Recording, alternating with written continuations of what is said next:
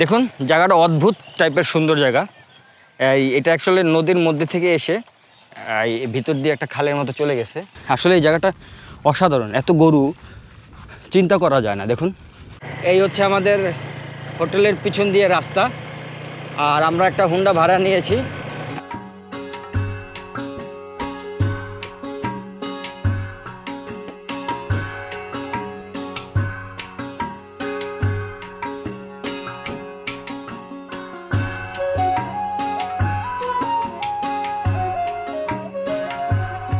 শুভ সকাল বেতুয়া লঞ্চঘাট থেকে। এখন সকাল 6:30 বাজে। আমাদের এই লঞ্চটি এখানে ঘাটে এসে পৌঁছেছে প্রায় 5:30টার দিকে। আর সারা রাত লঞ্চ জার্নিটা খুব ভালো ছিল। তো এখন আমরা এখান থেকে নামবো, নেমে তারপরে আশেপাশে একটু নাস্তা করে তারপরে আমরা একদম তারুয়া বিচে চলে যাব, বা ঢালচর বলে যেটাকে। আর কিভাবে যাব, কেমন খরচ, সব কিছুই অবশ্যই আপনাদের সঙ্গে শেয়ার করব। চরফ্যাশন উপজেলার বেতুয়া লঞ্চঘাট থেকে অটোতে করে এখন যাচ্ছে পাঁচকপাট নামক ট্রলার ঘাট। প্রতিদিন সকাল 9টায় এবং চর কচ্ছপিয়া ঘাট থেকে দুপুর 3টার সময় তারুয়া দ্বীপের উদ্দেশ্যে ট্রলার ছেড়ে যায়। তাছাড়া দিনের যে কোনো সময় চর কচ্ছপিয়া ঘাট থেকে রিজার্ভ স্পিডবোট নিয়ে তারুয়া দ্বীপে যাওয়ার সুযোগ রয়েছে। পাশাপাশি সকাল 11টার সময় চর কচ্ছপিয়া ঘাট থেকে চর কুকরিমুকরির উদ্দেশ্যে ট্রলার ছেড়ে যায়। চর কুকরিমুকরি হচ্ছে আরেকটি সুন্দর দ্বীপ, তাই এই অঞ্চলে আসলে একসঙ্গে তারুয়া এবং চর কুকরিমুকরি ঘুরে যাওয়ার প্ল্যানিং করবেন। আমরা যেহেতু শুধুমাত্র তারুয়া দ্বীপ যাব, তাই এখন যাচ্ছি পাঁচকপাট নামক ট্রলার ঘাট। বেতুয়া লঞ্চঘাট থেকে পাঁচকপাট ট্রলার ঘাটের রিজার্ভ অটো ভাড়া 400 টাকা। তো প্রায় 1 ঘন্টা 10 মিনিট পরে চলে এসেছি পাঁচকপাট নামক এই যে ঘাটটা আছে সেই ঘাটে। এখান থেকে আমরা ঢালচরে যাব। ঢালচরের আসলে স্থানীয় নাম হচ্ছে ঢালচর, আর আমরা যারা পর্যটক তারা তারুয়া বিচ নামে চিনি বা দ্বীপ নামে চিনি। এই হচ্ছে ট্রলার, এই ট্রলারগুলো যায়। আর এই যে দেখুন পাঁচকপাট ঘাট, এখানে এসে আপনারা বলবেন যে ঢালচরে যাব। ঢালচর নামে আসলে লোকজন বেশি চিনে, তারুয়া বিচ বললে খুব কম মানুষই চিনে। তো এই ট্রলারগুলো সকাল 9টা ছেড়ে যায়, প্রতিদিন যেতে আনুমানিক 2 ঘন্টা লাগে। আমাদের ট্রলারটি ছেড়ে দিল, স্থানীয় মানুষ সহকারে সব মিলে 20-30 জনের মতো যাত্রী রয়েছে। আর এখান থেকে প্রায় যেতে 2 ঘন্টা সময় লাগবে। আর আশেপাশের দৃশ্যগুলো দেখুন, অনেক সুন্দর। দর্শক দেখুন সামনের দৃশ্যগুলো, যেগুলো আসলে আমরা সাধারণত ওয়ালপেপারে দেখি বা বিভিন্ন গুগলের সার্চ দিলে বিভিন্ন ন্যাচারাল দৃশ্য যখন দেখতে চাই তখন এই দৃশ্যগুলো আসে। এগুলো সামনাসামনি দেখছি, যেগুলো আসলে ভাষায় প্রকাশ করার মতো নয়। আমার এই ট্যুরের পুরো টাকাটা মনে হয় এখানে উঠে গেছে। টাকাটা বিষয় নয়, সামনে যে দৃশ্যটা দেখুন, এগুলো আসলে লাখ টাকা দিয়েও পাওয়া যাবে না।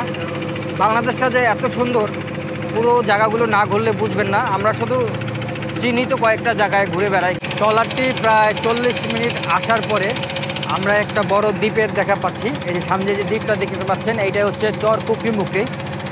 আর আমরা ঠিক এই দিক দিয়ে আসছি। এই চর কুকরিমুকরি পার হয়ে প্রায় আরও 40 মিনিট যাওয়ার পরে হচ্ছে ঢালচর বা তারুয়া বলে যে জায়গাটা, সেখানে যাব। আর যারা চর কুকরিমুকরি আসতে চান তারা কচ্ছপিয়া ঘাট থেকে স্পিডবোট বা ট্রলারের যোগেও আসতে পারেন। আমরা প্রায় 2 ঘন্টা পর চলে এসেছি ঢালচরে। এই যে সামনে দেখতে পাচ্ছেন এটা হচ্ছে ঘাট।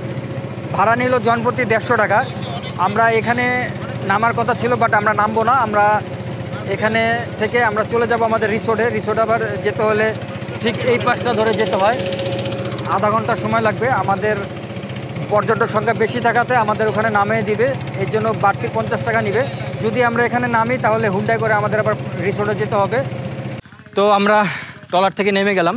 এই যে ট্রলারটা আমাদের রিসোর্টটার সামনে, ওখানে একটা জেটি ঘাট আছে, বাট ওখানে পানি কম থাকার কারণে একটু আগে নামায় দিছে। আমরা হেঁটে যাচ্ছি।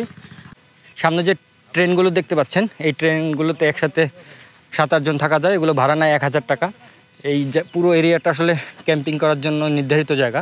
এই যে সামনে দেখছেন, এই যে ছোটোগুলো নেয় 500 টাকা। এটা হচ্ছে রিসোর্টের লোকজনই ভাড়া দিয়ে থাকে। আবার কেউ চাইলে নিজেও ট্রেন নিয়ে আসতে পারেন, নিজেরা ক্যাম্পিং করতে পারেন। তো আমরা রিসোর্টের কাছাকাছি চলে আসছি। ওই যে সামনে দেখতে পাচ্ছেন ওইটা হচ্ছে রিসোর্ট। তো চলুন আগে রিসোর্টে যাই এবং এই জায়গার রুমগুলো কেমন, ভাড়া কেমন, সবই আপনাদের সঙ্গে শেয়ার করব। এই যে দেখতে পাচ্ছেন এটা হচ্ছে রিসোর্ট। রিসোর্ট বলতে আসলে টিনের ঘর, জাস্ট কয়েকটা ঘর বানিয়েছে। আর ডান পাশটা হচ্ছে জঙ্গল, আর বাম পাশটা হচ্ছে নদীপথ বা সমুদ্র আছে সামনে। এইটা হচ্ছে বারান্দা, লম্বা সিরিয়ালে। আর যারা ক্যাম্পিং করতে চান তারা তো বাইরে করতেই পারবেন। আর পুরো ফাঁকা জায়গা দেখুন, এখানে হোটেলও আছে একটা। তো সব কিছু মিলিয়ে ন্যাচারাল বলে এরকম লাগছে, খুব আহামরি কোনো সুযোগ সুবিধা নেই। ওয়াশরুমও আছে, বাট অ্যাটাচ বাথরুমওয়ালা ওয়াশরুমও আছে, আবার অ্যাটাচ বাথরুম ছাড়াও আছে। সেই অ্যাটাচ বাথরুমগুলোর ভাড়া আবার একটু বেশি। এই হচ্ছে আমাদের রুম। এই রুমের ভাড়া হচ্ছে 500 টাকা। তো এখন আসছি এই হোটেলের যে খাওয়ার হোটেল আছে এই রিসোর্টটার, সেখানে তো যে আইটেমগুলো আছে সেগুলো আপনাদের সঙ্গে শেয়ার করি। এখানে যদি আপনারা খেতে চান আগে থেকে অর্ডার দিতে হবে। যেমন আজকে সবজি দেখছি কেউ হয়তো অর্ডার দিয়েছে, আমরাও দিয়েছি যদিও। তার সঙ্গে ভাতের কালারটা একটু হলুদ, কারণ টিউবওয়েলের পানি দিয়ে রান্না করা তাই। আর এখানে আছে হাঁসের মাংস, আর এই যে এখানে আছে যে ডাল, তারপরে এখানে রয়েছে হাঁস। এই হাঁসের অর্ডারটা আমরা দিয়েছি প্রায় 1.5 কেজি ওজনের হাঁসের মাংস।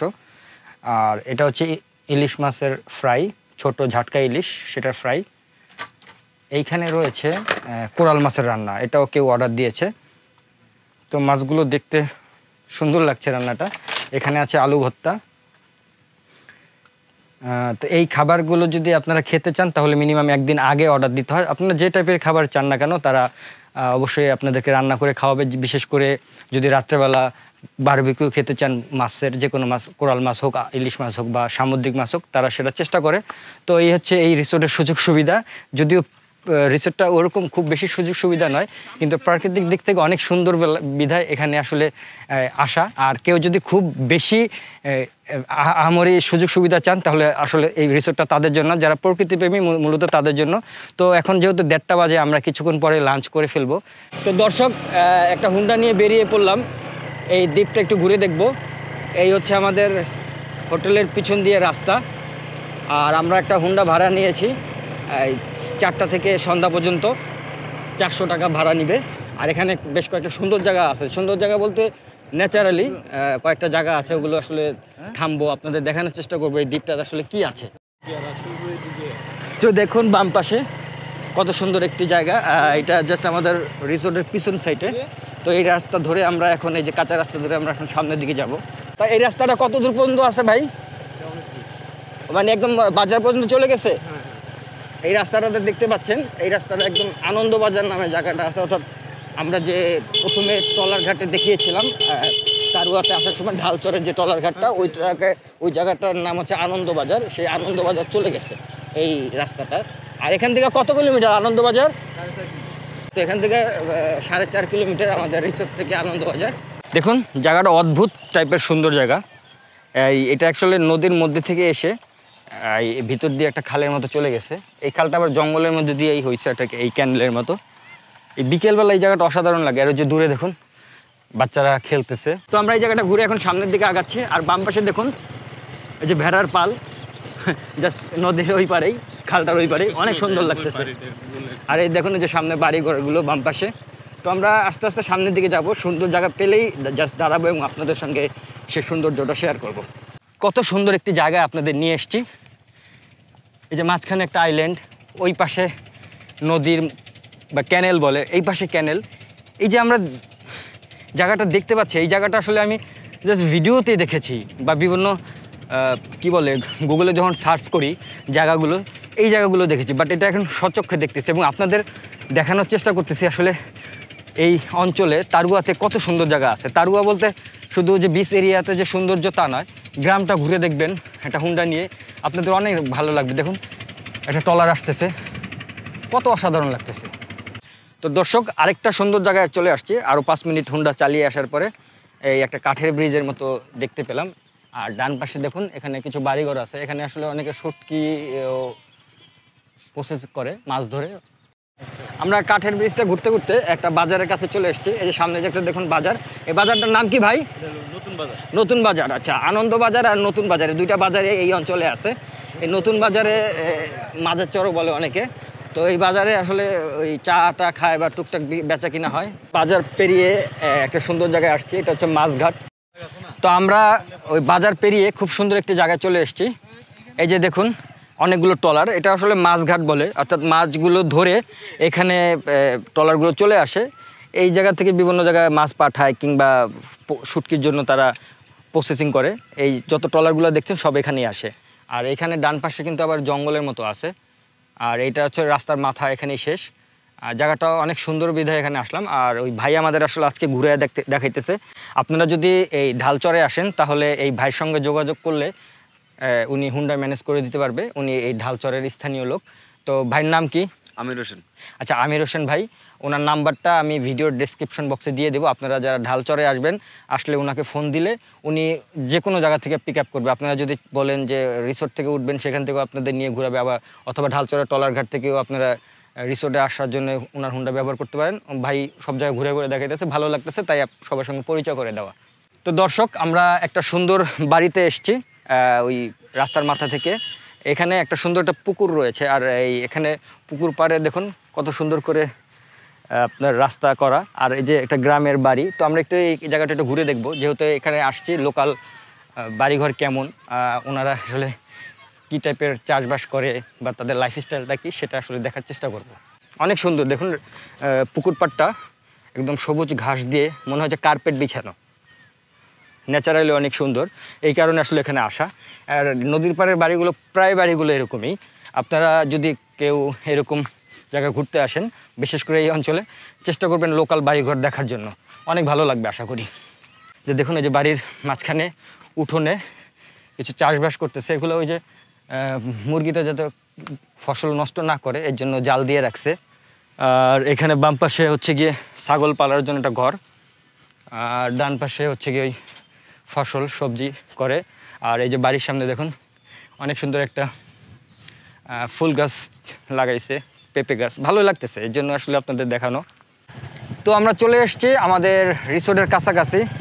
ওই যে এই সোজা হচ্ছে রিসোর্ট, আর এই যে সামনে দেখুন খুব সুন্দর একটি সূর্যাস্ত দেখতে পাবো আশা করি, এবং আপনাদেরও দেখাতে পারবো। এই জায়গার থেকে খুব সুন্দর সূর্যাস্ত দেখা যায়। আর দেখুন কত সুন্দর লাগতেছে সূর্যটা এখন। আর ডান পাশে দেখুন মাঠ আর মাঠ, অসাধারণ লাগতেছে। আর এই যে এই হুন্ডায় করে আমরা আসছি, আর এই রাস্তার মাথাটা দেখুন, অকল্পনীয় সুন্দর, আসলে চিন্তা করার মতো নয়। তো দর্শক, আমরা মোটামুটি এই ঢালচরটা ঘুরে দেখলাম। আর অনেক জায়গা আছে ঘোরার মতো, আসলে সবগুলো সম্ভব হয়নি। 1.5-2 ঘন্টা যতটুকু সম্ভব হয়েছে অতটুকু ঘুরলাম। আর ঘুরে এই যে রিসোর্টে আসছি, আর রিসোর্টের এখানে একটা দোকান আছে, এখানে চা পাওয়া যায়, বিভিন্ন নাস্তা পাওয়া যায়। তো এখানে আবার এই যে তাঁবু ভাড়া পাওয়া যায়। এই দোকানদার যে ভাই আছে উনিও তাঁবু ভাড়া দেয়, তারপরে এই হোটেল থেকেও ভাড়া দেয়। দর্শক, এখানে কোনো কারেন্ট থাকে না। রাত্রেবেলা ওনারা জাস্ট সোলারের আলো দিয়ে এই পুরো রিসোর্টটা আলোকিত করার চেষ্টা করে। আর যারা মোবাইল বা ডিভাইস চার্জ দিতে চান তাদের জন্য একটা ব্যবস্থা আছে, এটা হচ্ছে গিয়ে এই যে দেখুন চার্জ দেওয়ার ব্যবস্থা আছে। এটা হচ্ছে জেনারেটর চালু করে দেয়, একটা ডিভাইসে ওনারা 10 টাকা করে নেয়। সন্ধ্যা থেকে শুরু করে রাত কয়টা পর্যন্ত চলে? এই 10টা পর্যন্ত, মানে সন্ধ্যা থেকে রাত 10টা পর্যন্ত জেনারেটর চলে। এই টাইমের মধ্যে আপনারা যারা পারবেন চার্জ দিয়ে নেবেন, একটা ডিভাইস 10 টাকা করে নেয়। আর আজকে আমরা রাত্রেবেলা বারবিকিউ খাবো কোরাল মাছের। এই যে এখানে হচ্ছে রান্না বাড়া হচ্ছে, আমাদের হাঁসের মাংস অর্ধেক আছে, আর সঙ্গে একটা কোরাল মাছ নিয়েছি, যেহেতু আমরা 3 জন। এই যে 600-700 গ্রাম ওজনের কোরাল মাছটা, এটাকে বারবিকিউ করে দিবে, এর জন্য ওনারা 700 টাকা নিবে সব খরচ সহকারে। আর সঙ্গে পরোটা কথা বলেছি, পরোটার এই যে খামি বানাচ্ছে। শুভ সকাল তারুয়া সি বিচ থেকে। এখন সকাল 6টা বাজে। আজকের আমাদের তারুয়াতে দ্বিতীয় দিন। গতকালকে আমরা অনেকগুলো জায়গা ঘুরেছি এবং আপনাদেরকেও দেখিয়েছি। আমি এক ভিডিওতে সব দেখানোর চেষ্টা করছি, তাই ভিডিওটা একটু বড় হচ্ছে। এই মুহূর্তে রয়েছে তারুয়া সি বিচের এখানে। দেখুন সি বিচটা কত শান্ত, আর এখানে একটা নৌকা রাখা রয়েছে। আমরা কালকে রাত্রেবেলা আমাদের এই সোজা হচ্ছে আমাদের রিসোর্ট বা ওই যে হোটেলটা, এখান থেকে আমরা এখানে এসেছিলাম কালকে রাতে। অস্থির ভালো লাগতেছিল। দর্শক দেখুন এখানকার পানির ঢেউটা কিন্তু খুব কম। এটা আসলে সামনে দেখতে পাচ্ছেন, এটা আসলে মেঘনা নদী। ওই যে দূরে দেখা যায় এই সোজা হচ্ছে গিয়ে বঙ্গোপসাগর, মানে এই সাগর আর নদী মিলিত হয়ে এখানে একটা বীজ তৈরি হয়েছে। এই জন্য সবাই সি বিচ বলে, বাট এটা সি বিচ বললেও ভুল হবে না। তো আমরা একটু সামনের দিকে যাব, আপনাদেরকে দেখানোর চেষ্টা করব এই জায়গার সৌন্দর্যটা কেমন। সামনে অনেক সৌন্দর্য আছে। তো দর্শক দেখুন অনেক গাছের গুঁড়ি, এগুলো আসলে সিডারের সময় ঝড়ে উপড়ে পড়ে গিয়েছিল যে গাছগুলো, সেই গাছগুলোর এই অবস্থা। একটা মৃত নগরী বলা চলে। এরকম অনেক জায়গায় উপকূল অঞ্চলের অনেকগুলো জায়গায় এরকম দেখতে পাবেন। সাধারণত উপকূল অঞ্চলে এরকম দেখা যায়, যেমন সুন্দরবনে আমরা দেখেছি, বাট এখানে একটু বেশি। দর্শক দেখুন, এখানে কিছু বোট রাখা রয়েছে। রাত্রেবেলা এই বোটগুলো এখানে ছিল এবং এই যে জেলেরা দাঁড়িয়ে আছে ওনারা এখানে ছিল। আর সকালবেলা এখন আবার জাল ফেলানোর জন্য যাবে। দেখুন দর্শক, খুব সুন্দর সূর্য উঠতেছে। আসলে তারুয়ার ওই পাশটাতে গেলে এই সুন্দর ভিউটা দেখা যেত, একদম সকাল ভোরবেলা নদী থেকে দেখা যেত। এই পাশটা দিয়ে আসলে সূর্য অস্ত দেখা যায় আর ওই পাশ থেকে সূর্যোদয় দেখা যায়। দর্শক, আমরা একটু সামনের দিকে আসলাম। সামনে যতই যাব তত সাইলেন্ট, আর এরকম গাছ আছে, আবার কিছু জায়গা ফাঁকা রয়েছে। আজকে আমাদের এই তারুয়াতে লাস্ট দিন, আর আমরা সকাল 10টা-11টার দিকে চর ফ্যাশনের উদ্দেশ্যে যাব, যাত্রা করব। আর কিভাবে যাব অবশ্যই আপনাদের সঙ্গে শেয়ার করব। দর্শক, মাঠে আসছি, অর্থাৎ খোলা মাঠ। দেখুন সামনে গরু ঘাস খাচ্ছে, হাজার হাজার গরু। অনেক সুন্দর দৃশ্য দেখতে পাচ্ছি, অনেক সুন্দর লাগতেছে। তো আসলে এই জায়গাটা অসাধারণ, এত গরু চিন্তা করা যায় না। দেখুন তো দর্শক, রিসোর্টে আমরা খাওয়া দাওয়া শেষ করে এখন চলে এসেছি আনন্দবাজার ঘাটে, যেখানে ওদের লঞ্চ ঘাট। এই যে লঞ্চ ঘাট, এটা এখান থেকে আমরা এখন চলে যাব হচ্ছে গিয়ে কচ্ছপিয়া ঘাটে, সেখান থেকে শহরে যাব। আর এখান থেকে প্রতিদিন সকাল 9টার সময় একটা লঞ্চ ছেড়ে যায়। আপনারা যারা ফিরতি পথে যাবেন এই লঞ্চটা ধরতে পারেন, 2 ঘন্টা সময় লাগে। সকাল 9টা ছাড়ে 11টার মধ্যে পৌঁছায় যায়। পৌঁছায় আপনারা শহরে একটু ঘোরাঘুরি করে বিকাল 5টার লঞ্চে করে চলে যেতে পারবেন। আর কচ্ছপিয়া ঘাট থেকে এই লঞ্চটা আবার বিকাল 3টার সময় এই তারুয়ার উদ্দেশ্যে চলে আসে।